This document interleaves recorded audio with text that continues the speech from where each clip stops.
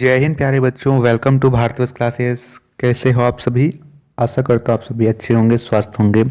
तो आज हम लोग करेंगे कक्षा 8वें इतिहास पाठ पुस्तक में अध्याय 3 के प्रश्नोत्तर। अध्याय 3 का नाम है ग्रामीण जीवन एवं समाज। प्रारंभ करते हैं। आप लोग पेन और कॉपी साथ में लेके बैठिएगा और नोट कीजिएगा। पहला प्रश्न है, रिक्त स्थानों की पूर्ति कीजिए। का ईस्ट इंडिया कंपनी को बंगाल की दीवानी में मिली।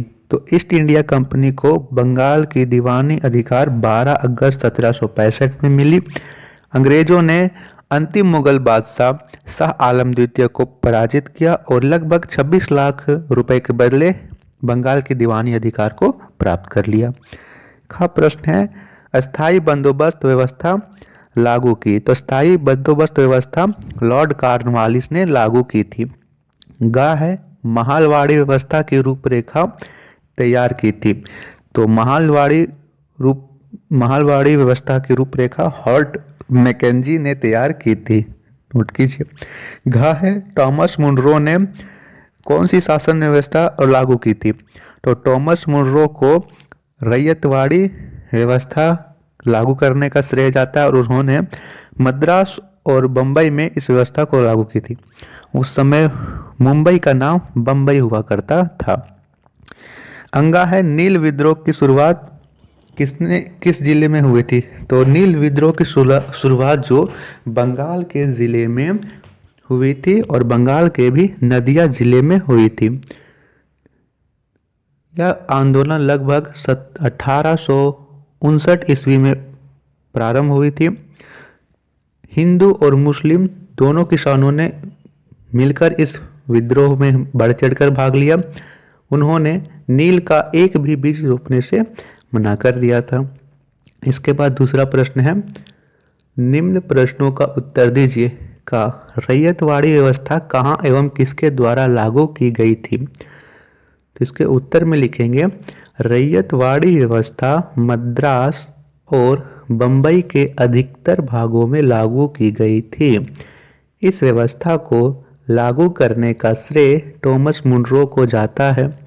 इसके तहत उपज से होने वाली आय का लगभग आधा भाग लगान के रूप में वसूल किया जाता था। खाक प्रश्न, निज खेती व्यवस्था के तहत नील की खेती कैसी होती थी। तो इसका उत्तर होगा, निज खेती के लिए बड़े पैमाने पर हल बैल की आवश्यकता होती थी। प्रति 1 बीघा जमीन के लिए 2 हल चाहिए था। अगर जमीन 1000 बीघा होती थी तो उसे 2000 बैलों की आवश्यकता होती थी। बैलों की खरीदारी और उसका रख रखाव दोनों मुश्किल था। नील की खेती के समय किसान अपने हल बैल के साथ खेतों में व्यस्त रहते थे। तो आई होप कि आपने इस प्रश्न का आंसर नोट किया होगा। प्रश्न संख्या गा, बगान मालिक और किसान के बीच होने वाले अनुबंध में क्या शर्तें रहती थी। तो लिखेंगे, बगान मालिक किसानों को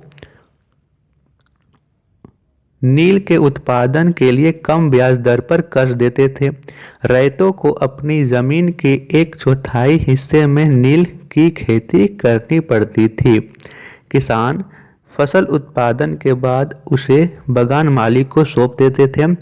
उसे नील की बेहद कम कीमत मिलती थी, जिस कारण किसान कर्ज के चुंगल से नहीं निकल पाते थे। ये आपको लिखना है। घा प्रश्न, रैयतवाड़ी व्यवस्था को दक्षिण भारत में क्यों शुरू किया गया था। तो दक्षिण भारत के यहाँ पे 2 प्रांतों में प्रारंभ किया गया था। लिखेंगे, रैयतवाड़ी व्यवस्था मद्रास और बंबई के अधिकतर भागों में लागू की गई थी। इस व्यवस्था को दक्षिण भारत में शुरू करने का मुख्य कारण यह था कि इस इलाके में बड़े जमींदार नहीं थे। इसके तहत उपज से होने वाली आय का लगभग आधा भाग लगान के रूप में वसूल किया जाता था। मद्रास में यह व्यवस्था लगभग 30 वर्षों तक लागू रही। किसानों को इस व्यवस्था में अधिक लगान दिए जाने के विरुद्ध न्यायालय में जाने की अनुमति नहीं थी। नोट कर लो अच्छा आराम से। करते हैं प्रश्न संख्या घ, घ प्रश्न है, यूरोपीय बाजार में भारतीय नील की मांग क्यों थी? तो इसका उत्तर होगा, यूरोपीय बाजार में भारतीय नील की मांग अधिक थी, जिसके निम्नलिखित कारण थे। पहला, भारतीय नील उच्च गुणवत्तापूर्ण होता था, जिससे कपड़ों में काफ़ी चमक आ जाती थी। दूसरा, वोड़ से मिलने वाला रंग फीका होता था, जबकि भारतीय नील से रंग काफ़ी चमकदार हो जाता था। तीसरा, यूरोपीय भारतीय नील से रंगे कपड़ों को पहनना पसंद करते थे। ये आपको लिख लेना है। तो ये थे प्रश्न उत्तर। आई होप कि आपको पसंद आया होगा। वीडियो को लाइक और शेयर जरूर कीजिएगा, और भारतवर्ष क्लासेस पर नए हो तो सब्सक्राइब जरूर कीजिएगा। धन्यवाद बच्चा। नेक्स्ट वीडियो में हम सभी करेंगे नेक्स्ट अध्याय के प्रश्न उत्तर। तब तक के लिए आप लोग इस चीज़ को एक दो बार रिवीजन कर लीजिएगा। Thank you.